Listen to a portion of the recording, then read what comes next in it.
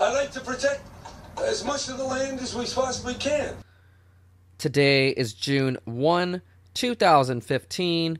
I have here in front of me a newspaper article that is of major importance.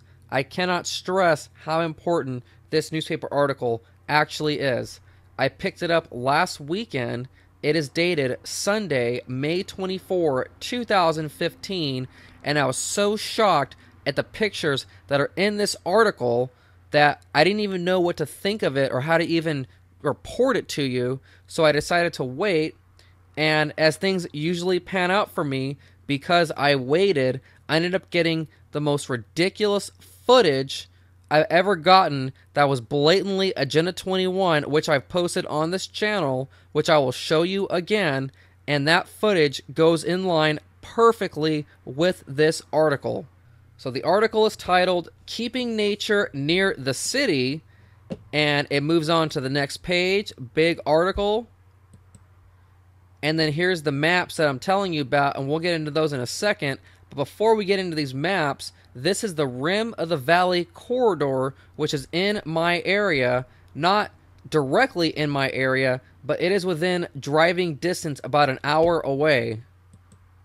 And so here's what they want to do. In 2008, Congress authorized the National Park Service to study the feasibility of adding a large patchwork of Southern California open space to the Santa Monica Mountains National Recreational Area. With about 155,000 acres, the recreation area is already the world's largest urban national park, according to the Park Service. Its current annual budget is $8.6 million. They have four options. Option A, leaves the recreation area's boundaries unchanged. In other words, do nothing. I think that's my favorite option.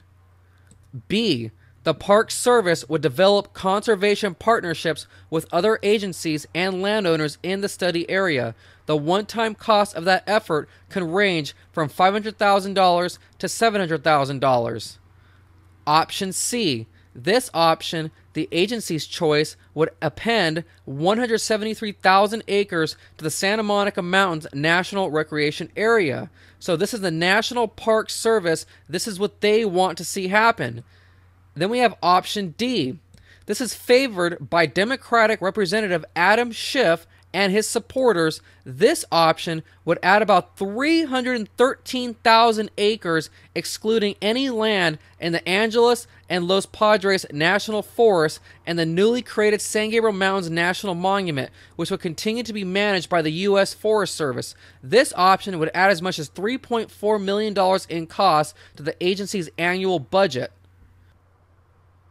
And then down here it says the Park Service has held several public meetings, so only several, and of course no one probably knows anything about this, about the proposal, with a final meeting June 2nd in Los Angeles. Members of the public may submit comments through June 30, and here's the website where you can submit the comments.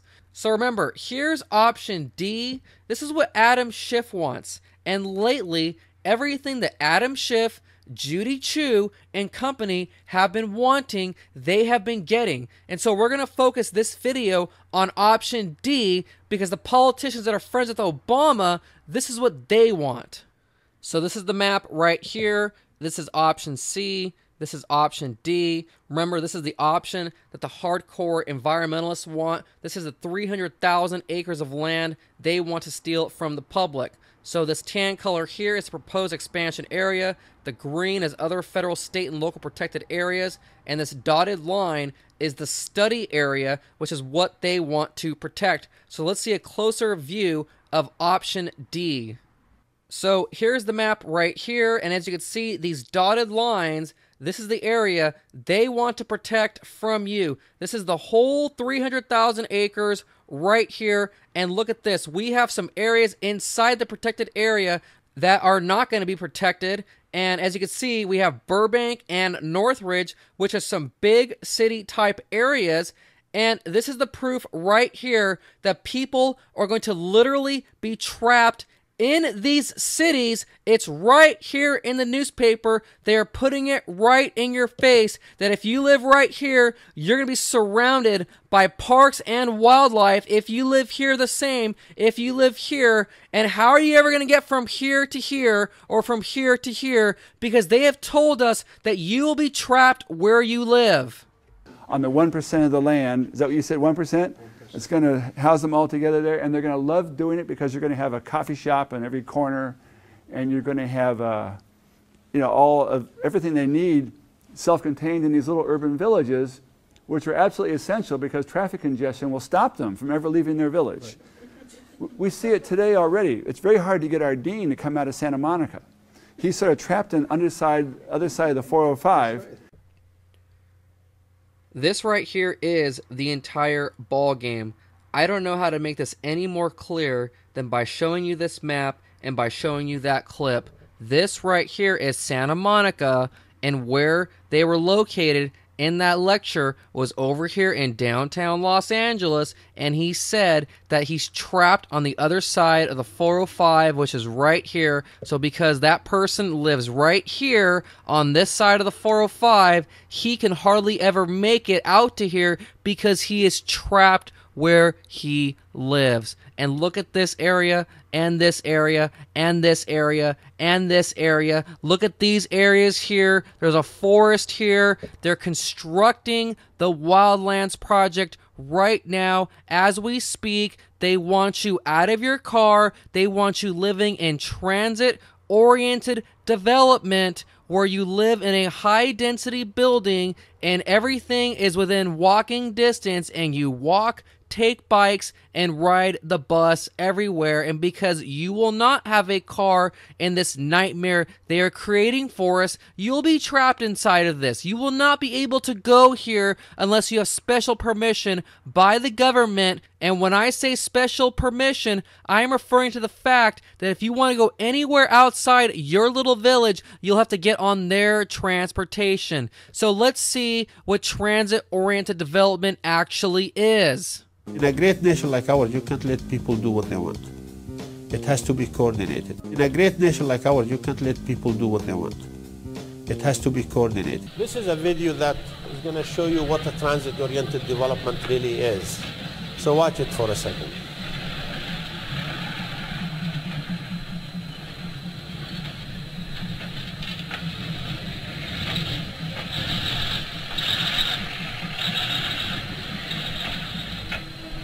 So the train goes.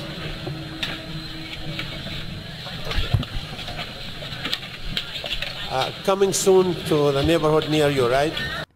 That man you just saw runs the largest planning organization in the country, and everything you are seeing in this map is in his jurisdiction, and much of what you are seeing in this area is a direct result of his planning agency. Now, this is the last thing I'm going to show in regards to this map before I move into the article, which is shocking by itself. What you are looking at right now is a vision of a future Agenda 21 model city. And what do we see here? We see a large, dense city surrounded by wildlands. This looks exactly like this, or even like this. And you are not going to be able to get out of this city if you ever end up living in here. I mean, look at this picture and compare it to this graphic here. These are the cities right here, and this will all be the protected area that they're going to protect from you. And they showed us in the movies, The Hunger Games, this is exactly what they are planning for. All barbed wire. This is all protected from you because you are going to damage the land, and these people in the movie are trapped in their FEMA concentration camp-like cities. And if you've never seen the movie, Hunger Games Part 2 is by far the most shocking because they show all the Agenda 21 stuff in that movie more than any other movie that they've put out. So go check that out. Don't just laugh at me saying, oh, it's like a movie. No, the movie is telling you what it's going to be like in the future, and they are doing it right now. I mean, look at this photo. I mean, I don't know how else to describe what we are seeing here. Moving on to the article, Democratic Representative Adam Schiff, backed by a broad coalition of proponents, is pushing to add as much as possible of the 1,000-square-mile rim of the valley corridor to the National Recreation Area, even more than the option endorsed by the Park Service. Los Angeles is one of the rarest of big cities in America, with millions of people living in close proximity to nature, with mountain lions like P-22 and bears that eat the meatballs in your garbage refrigerator, the Burbank congressman said. But if we don't act now to preserve these wildlife corridors, they will be gone for good, and along with them, a lot of what we love about Los Angeles. So here's the first thing. We've all seen pictures of what these lands look like, and without them being protected from us, they look as if they're being protected. Secondly, only 5% of the entire country is developed, which means we have 95% open space that is not developed, and they are saying that it's going to somehow go away if we don't put fences up everywhere and keep everyone out of these parks. Now, here's the clip that I talked about earlier about the corridors, and here's the man who's responsible for setting up the Wildlands project that we've all come to know about.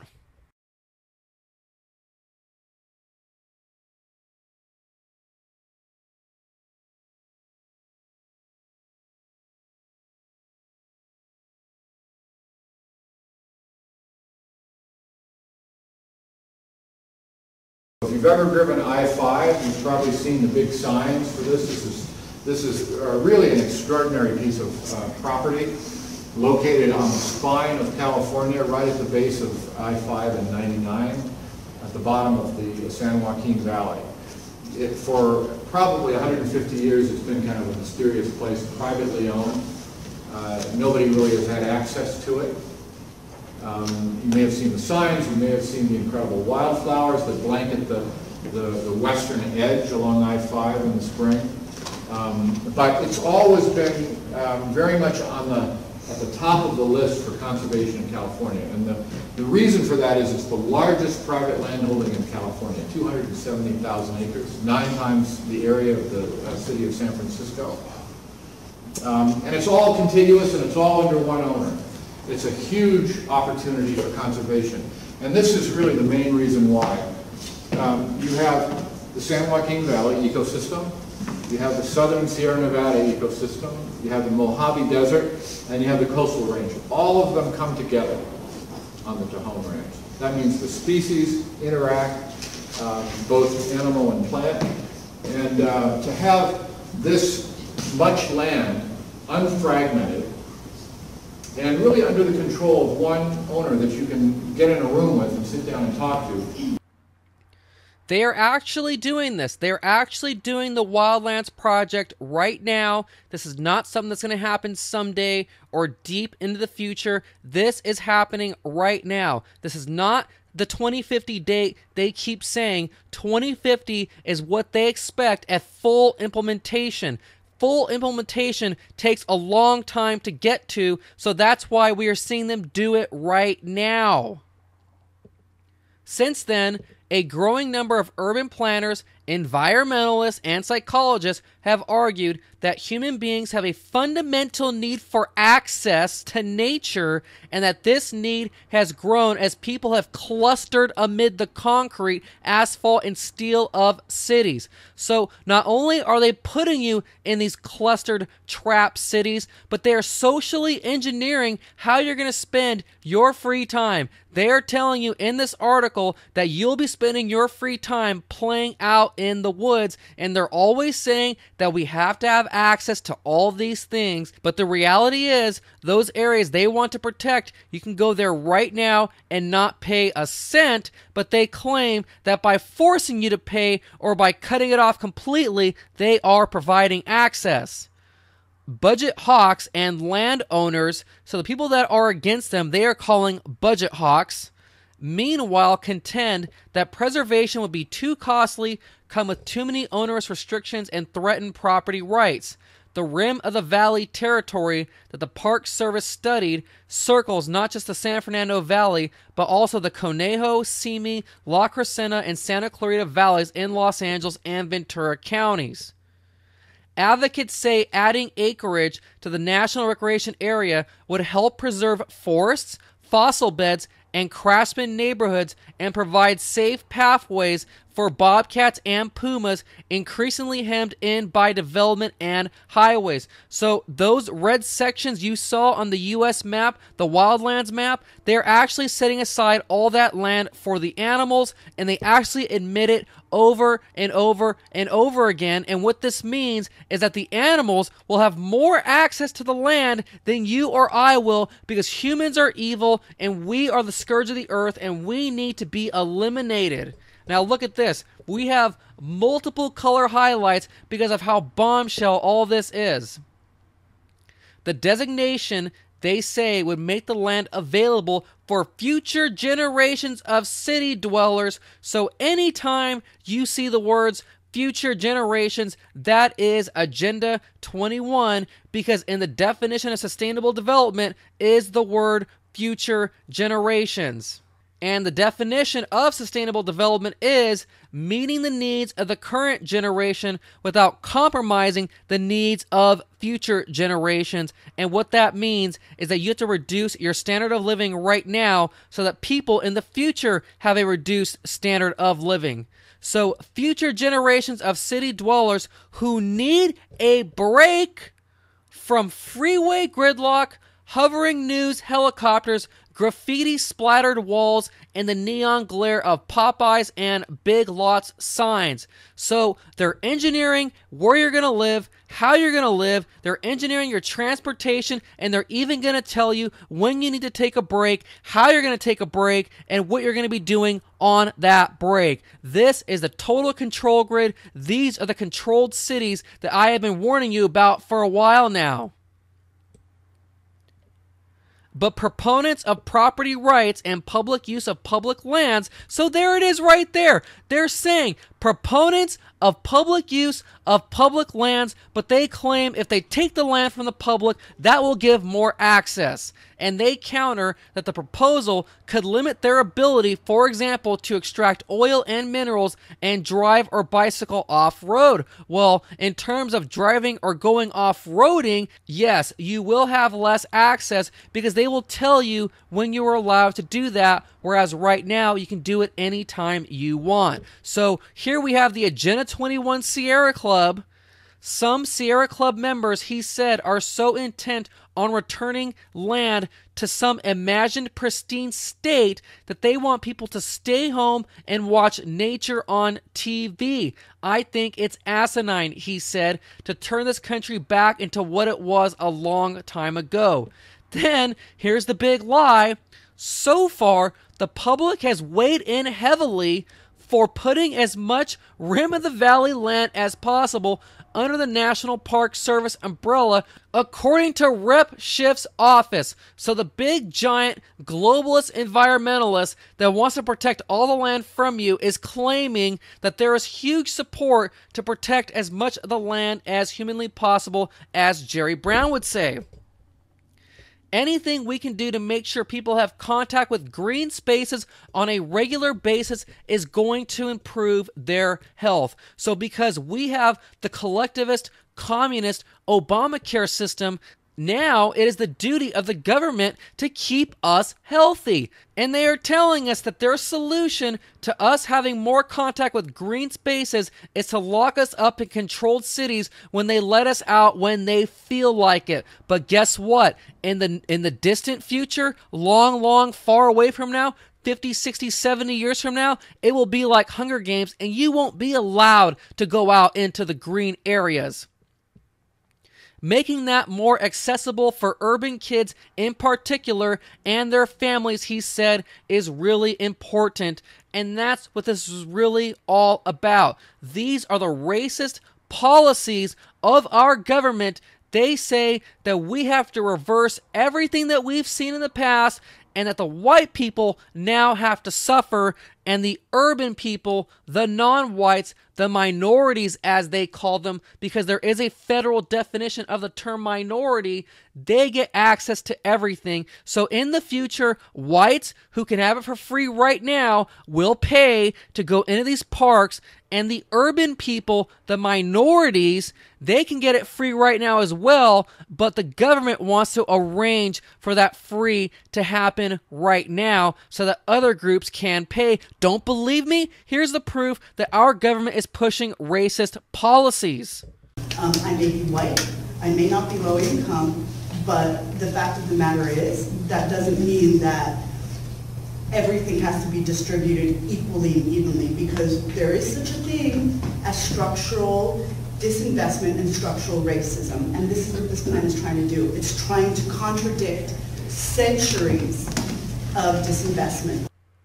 Earlier in the video, that man you saw, who I said ran the largest planning organization in the country, the one who showed you what transit-oriented development looks like, that was a SCAG environmental justice workshop. SCAG is the planning agency that he oversees, and this is the kind of garbage they are putting out there. They call this stuff environmental justice, and there's whole videos on my channel showing how it's all about the minorities. We have to cater to all their needs, give them access, and it doesn't matter what non-minorities think. Now, this is the first part of the paper I showed you, and I want to show you this one more time and show you what it really means.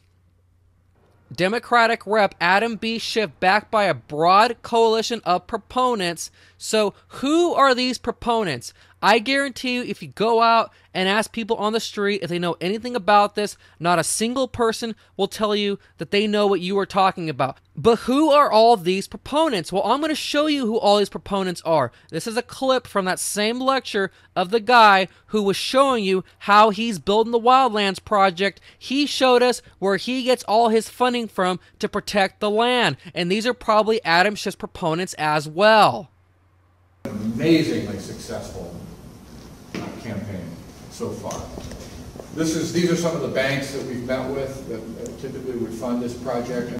Surprise, surprise, who would have thought that the biggest banks in the world are the ones behind the funding of the Agenda 21 Wildlands, protecting the land from you? I'm sure they're also behind the funding of all the big buildings we are seeing going up in Southern California. This is very real. Of course the banks are behind it, and that should tell you right there that this is evil, because the banks want you living in controlled cities where you are trapped where you live, where movement is restricted. But we can fight this back, and if this is the first time you've ever been on my channel, watch more of my videos and you will see how we are fighting this back. In my area and out in the Inland Empire, we have had massive victories against this tyranny, and those victories can continue if we keep at it and more of you try to help us. So please share this video. This video is of critical importance. They're actually showing us the map of how people are going to live in the trapped cities. That's all for now. Grino61 signing out.